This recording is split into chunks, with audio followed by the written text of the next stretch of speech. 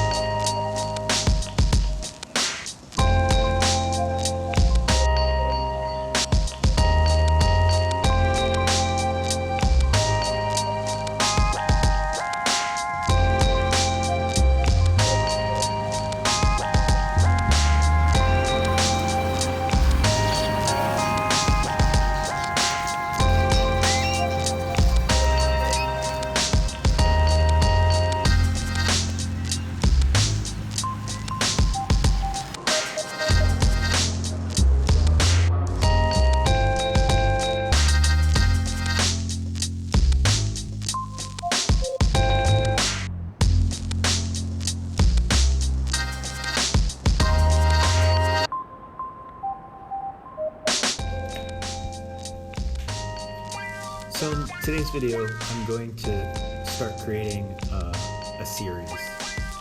And if you saw my last video, I created a series of 5 pieces where I basically, in an assembly line format, created 5 pieces in succession and essentially used the same color palette and the same materials. And I enjoyed that process so much that I decided to try it again by changing up the materials and whatever. But what ended up happening, and you'll see, is I was so adventurous in how I approached each piece that the cohesion started to fall apart. On some pieces I do really light brush stroke, and on some I do minimal, and on some I use kind of splatter technique, and And then I even will start to not use be consistent in the colors I use, because I thought that I would use 5 colors on all of them, but I ended up taking some of the colors away, or not using all of them on all of them.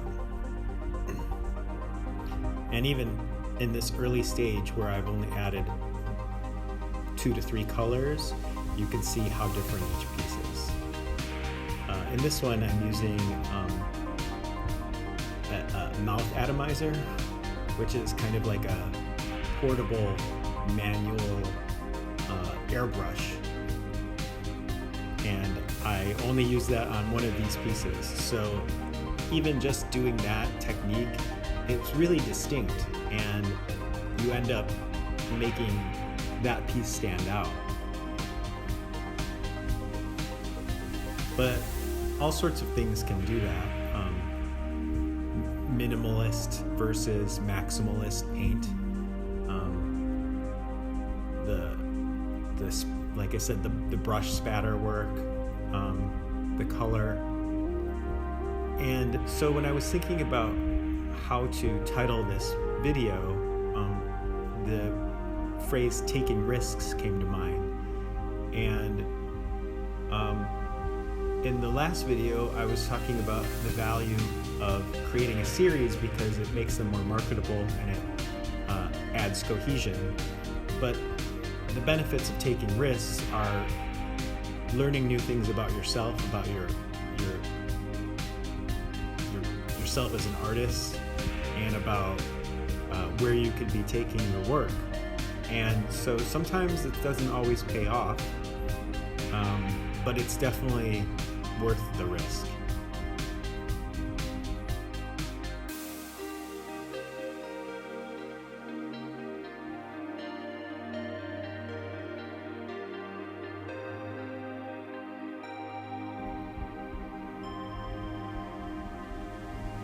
I think, for example, that this was the only piece that I ended up using charcoal on.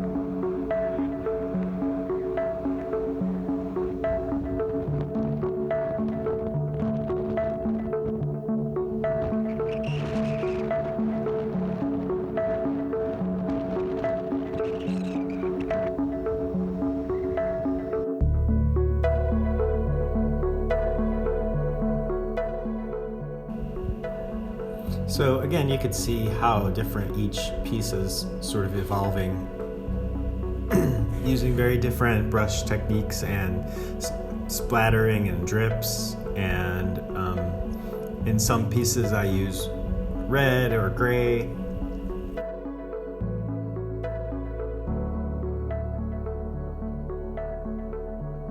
As I was moving forward, I was letting the pieces dictate to me what to add next. And in this piece here, what I really thought was necessary was kind of a more minimal, delicate element. So I'm doing some line work with a very thin pen, and I'm doing it in 2 colors that are somewhat similar, so that there's almost a gradient appearing in the lines.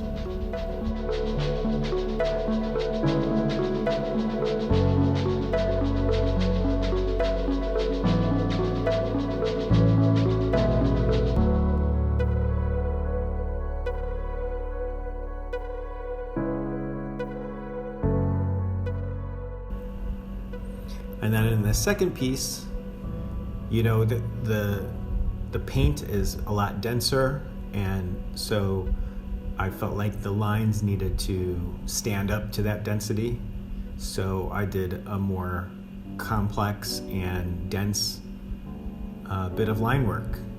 I do think that each of these individual pieces are pretty cool, but I think that they kind of don't look of a family.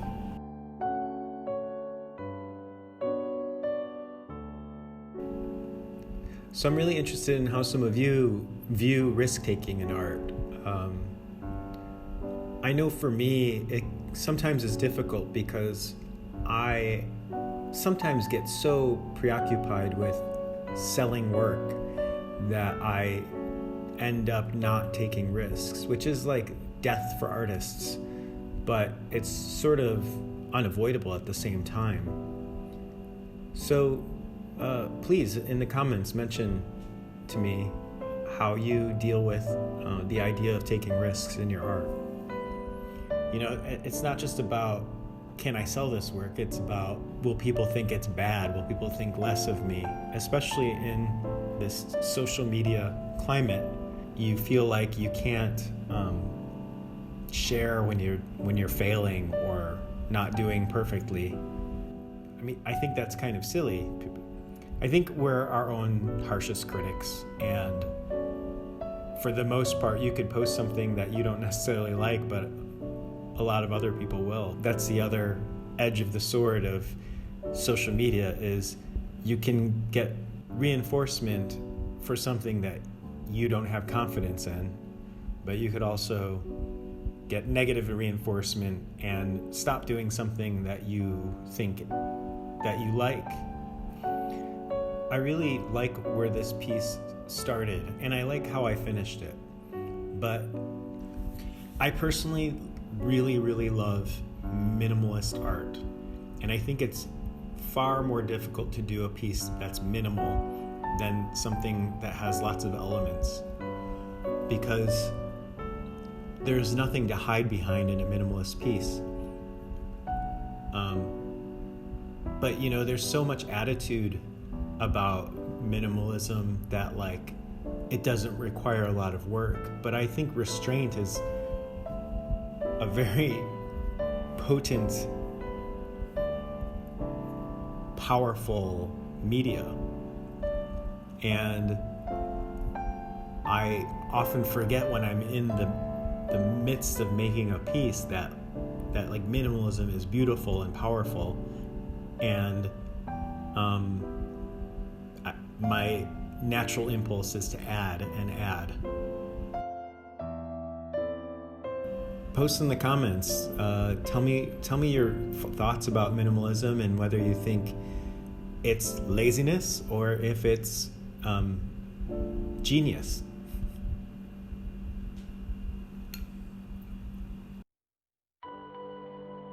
If you're an artist and you're ever thinking about creating a YouTube channel, I would say go for it, because I think that being able to go back and watch yourself work is a really great benefit. You can kind of dissect your decision-making process, and I think your work can grow from being able to have that look into how you work.